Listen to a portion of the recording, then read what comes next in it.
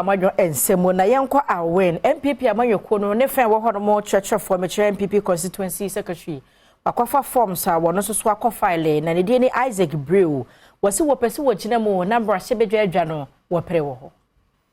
New Patriotic Party NPP Constituency Secretary Aowin Isaac Brew akofa enkrat se NPP amanyoko no ento ne so aba no kopie mu ewo mrahye enkrata wakofa ye no wakofa wo NPP amanyoko no office wo enche abra ofa enkrata na ewie no wode to Adom News nsentwofo anim se wono ne dwumadi a wodi ede ama amanyoko no wo hyase efiri ase brofo kasem no grassroots aso manfo eto ne so aba wobeboa ama manfo yi ensa akabi Yakonwa na atwa your constituency and I have a pre candidate. Me Isaac Brew so Juma Madin constituency no be anim. Me be youth wing secretary I was a woman and I may be a constituency organizer. I be acting secretary and I may be a secretary. Into me a grassroots person I'm a police station executive in the me police station Juma say meaning every corner where we have every strategy be I win the election. My witness two serious elections 2016 2020. Me na me me diakuti wo pa Wasan edi tudwa se obeboa amanyoko no ama niema atosin ewom ewo ne mpatemu no etimi ayeye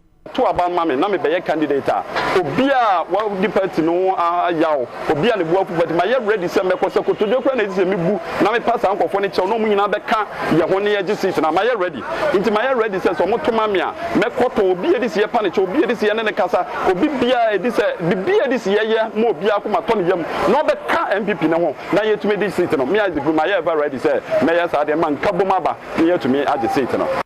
Supporters ana womo ebo ni chidom womo baako ne Adom News nsentwofo twetwe nkomo Elvis Benin Rutherford enso ede nsem sei na tudwa your problems na ya sha ya say ya police station executive and no and I mean even here as the brew